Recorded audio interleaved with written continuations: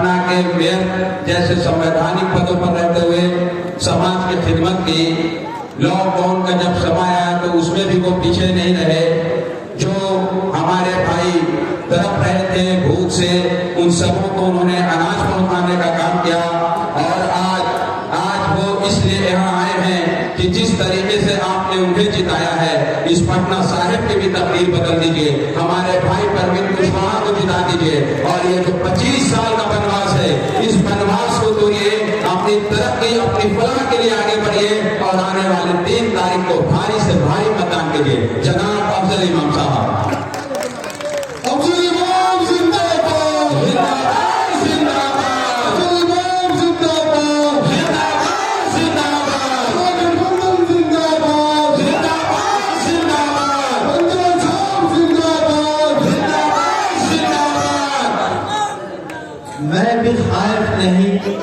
मैं भी खाइफ नहीं तख्तेदार से, मैं भी मंसूर हूँ कह दो अखियार से। मंच पर मौजूद आज पटना साहिब विधानसभा के प्रत्याशी जनाब परवीन कुशवाहा जी, इज्जत मार जो दिल्ली से आई हैं, दिल्ली यूनिवर्सिटी के अध्यक्ष महोदया, यहाँ मौजूद श्री मेहता जी, हमारे छोटे भाई की तरह अखिलेश जी जो डिप्टी मेयर के प्रतिनिधि और पति भी हैं, निश्चित रूप से हैं पाल सर हैं, मुन्नू भाई हैं, फरीद साहब हैं और विनोद यादव जी हैं, मंच के संचालन करता हसीब खान साहब, लड्डन साहब और बिल्कुल काली घाटी के खलीफा मनु साहब को तो आप लोग जानते ही होंगे। इस ग्राउंड को सजाने वाले, मेहनत करने वाले लड्डन, मनु, सब मेरे छोटे भाई की तरह, बुजुर्ग, नौजवान, औरतें, हमारी माँ बहनें, जहाँ तक मेरी आवाज़ जा रही है, हम तमाम को हमें तकलीफ नहीं करना, बस 2-4 अल्फाज समझा देते हैं। मैं घर का आदमी हूँ, तकलीफ नहीं करूँगा, लेकिन यकीनी तौर पर क्या करना है ये तो समझना ही चाहिए। ये जो चमकती तस्वीरें आप देख रहे हैं श्री तेजस्वी यादव का, पूरे बिहार की नहीं बल्कि पूरे हिंदुस्तान की नजर इस 31 साल के नौजवान पर, पूरी दुनिया में ये खबर है 31 साल का नौजवान हिंदुस्तान के बड़े सूबे में तख्ता पलट कर रहा है। निश्चित रूप से आज लोग हैरान हैं इस नौजवान की शक्ति, एबिलिटी और मजबूती देखकर। भीड़ सैलाब बनकर उभर रहा है, औरतें, मर्द, नौजवान सब एकजुट है तख्ता पलट के लिए। तो आप लोग भी इस बार तैयारी कर लीजिए। ये पटना साहिब का चुनाव है, हमें बिल्कुल महाभारत में जो अर्जुन ने मछली की आंख पर निशाना लगाया था, हमारा जो निशाना वही है। तो हम बिहार के मुख्यमंत्री के गद्दी पर श्री तेजस्वी यादव जी को बैठाएंगे।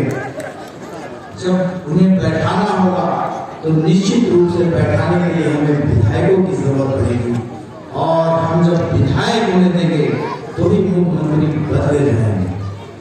आप इस बात को जानिए कि 25 साल से बैठे यहाँ के प्रतिनिधि विधायक नहीं बल्कि बादशाह है, राजा है। एक राजा यहाँ 25 साल से राज कर रहा है, जिसने कई एरिया को छोड़ दिया है, गरीबों का एरिया। यहाँ पर अरुण शर्मा जी भी बैठे हैं, वार्ड 54 के पार्षद हैं, इससे पहले भी इनकी पत्नी पार्षद रह चुकी हैं। अवधेश यादव जी बैठे हैं, यादव समाज से आते हैं और बड़े मजबूत और कद्दावर जनप्रतिनिधि हैं।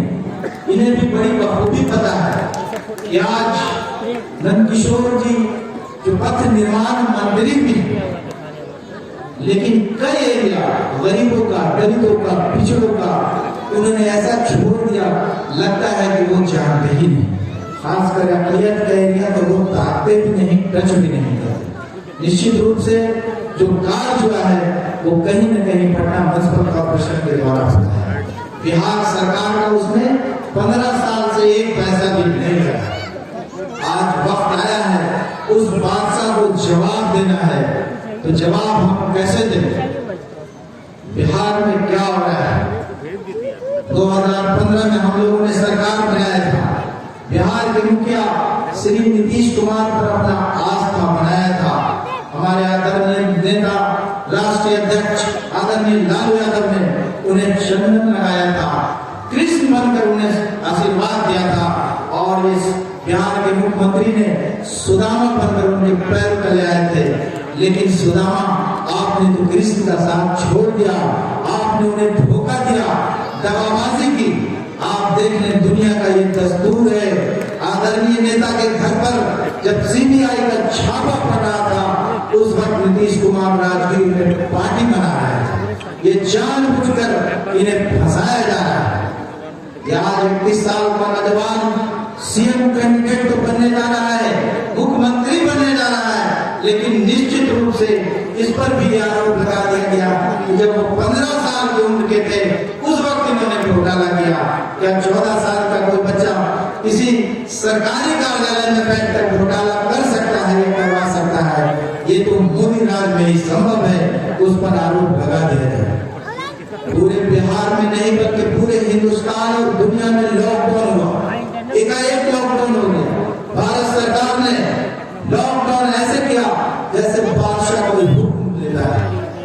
गरीब और मजबूर लोग सड़कों पर थे, तड़प रहे थे, खाने के लिए मोहताज थे।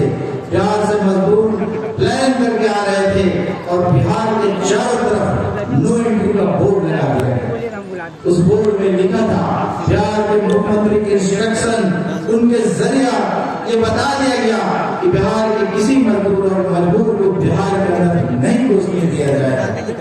वो मजदूर तड़पते रहे, बच्चे गोद में मर गए, पैदल चलते रहे, उनको पूछने वाला कोई नहीं था। लेकिन राष्ट्रीय अध्यक्ष लालू यादव की पार्टी ने पूरे बिहार में निश्चित रूप से लालू का एक बड़ा सा लाभ खोला और उसे गरीबों की सहायता की गई। समाज के लोगों ने भी पूरे देश में बढ़ चढ़कर हिस्सा लिया। लेकिन सरकार के काम पर क्यों नहीं रही? सरकार अपना काम करती रही। पीएम फंड में अरबों खरब रुपया आया, लेकिन बिहार की जनता के लिए इलेक्शन के दौरान में आदरणीय प्रधानमंत्री ने 5 किलो चावल का एक दान दिया है, जो चावल गरीब से गरीब आदमी भी नहीं खा सकता। प्रधानमंत्री जी, क्या अरबों रुपए आपने पीएम फंड में इसलिए वसूले थे कि लोगों को चावल 5 किलो सिर्फ दिया जाए? आप याद कर लीजिए, आपके पास बैलेट का ताकत है। आज वो वक्त आ गया है कि नीतीश कुमार ने जिस तरह धोखा दिया था, आप देख ले, दुनिया में जो जैसा करता है वैसा ही पाता है। एक कहावत है, जिस तरह नीतीश कुमार ने लालू यादव को धोखा दिया था, आज भारतीय जनता पार्टी के प्रमुख और नेता प्रधानमंत्री और गृह मंत्री खूब बड़े अंदाज में उन्हें धोखा दे रहे हैं। निश्चित रूप से नीतीश कुमार कहीं भी लड़ाई में नहीं है। अब सीधा लड़ाई भाजपा और लोजपा से।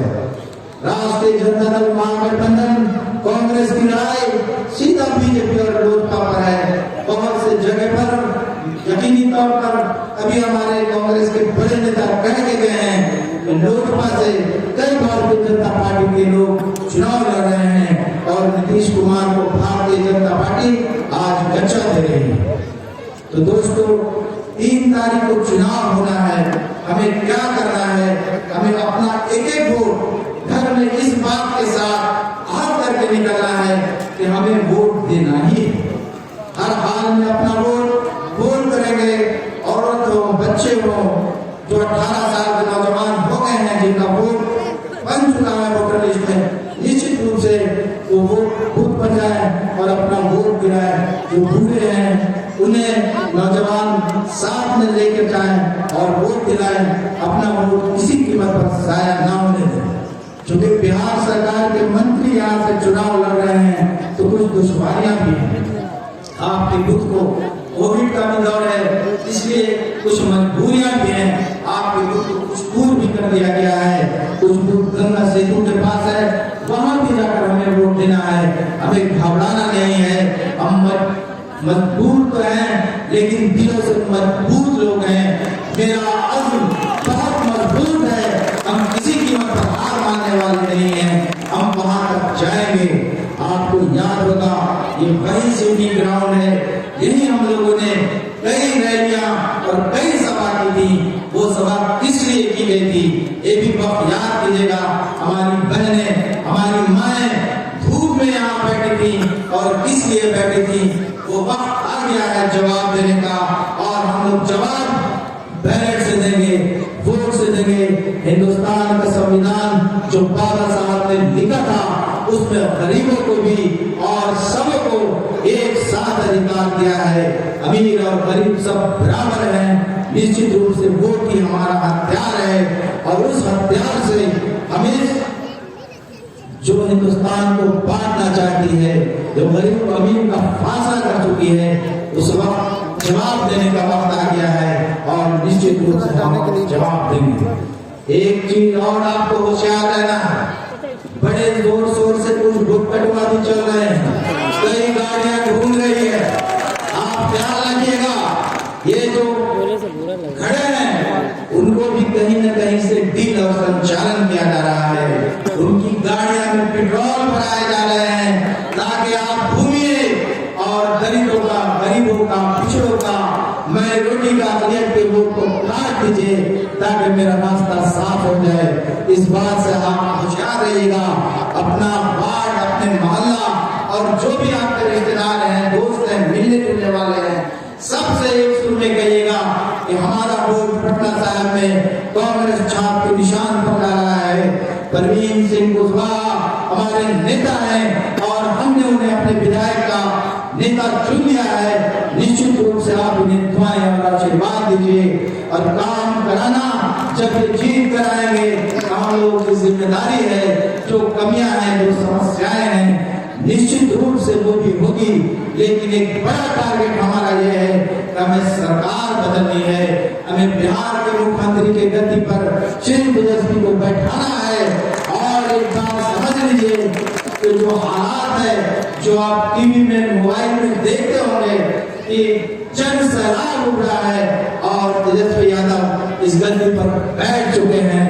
आने वाली 10 तारीख को निश्चित रूप से यकीनी तौर पर एक बड़ा जन सैलाब निकल कर आएगा और महागठबंधन की सरकार बड़ी भारी बहुमत से चुनाव जीत रही है। इसलिए हम सबको पहले से ही मुबारकबाद देते हैं और आप लोग दुआ कीजिए और मेहनत कीजिए। हर हाल में हमें सरकार बनानी है। हिंदुस्तान में गरीब एक साइड और अमीर एक साइड कर दिया गया है। गरीब खुद एक जात है, अमीर एक जात है। गरीबों में जो पिछड़े दलित हैं, अकलियत हैं, और भी जो अमीर में देख लीजिए मुकेश अंबानी और अडानी को। लॉकडाउन में जब देश नीचे आ गया तो निश्चित रूप से इन लोगों की प्रॉपर्टी बढ़ गई। भारत सरकार के करीब हैं ये लोग, हमें उन्हें नहीं देखना है। हमें देश को बचाना है, अपने आइडियोलॉजी को बचाना है, अपनी विचारधारा को बचाना है। इसलिए हम लोग मजबूती के साथ 3 तारीख को जाएंगे खुद पर और अपना वोट देकर परवीन सिंह कुशवाहा को हर हाल में कामयाब बनाएंगे। हिंदुस्तान जिंदाबाद। आप तमाम लोगों का बहुत बहुत शुक्रिया। और कल मंगल तालाब में 1 बजे राजस्थान के डिप्टी सीएम सचिन पायलट, श्री सचिन पायलट महोदय आएंगे और लोग को संबोधित करेंगे। आप तमाम लोगों से गुजारिश है, जो लोग वहां पहुंच सकते हैं निश्चित रूप से पहुंचिए और इलेक्शन की तैयारी में जुट जाइए और तमाम लोगों को अपने कंसर्न में रखिए और वोट देने जाइए और कामयाब होइए। Thank you.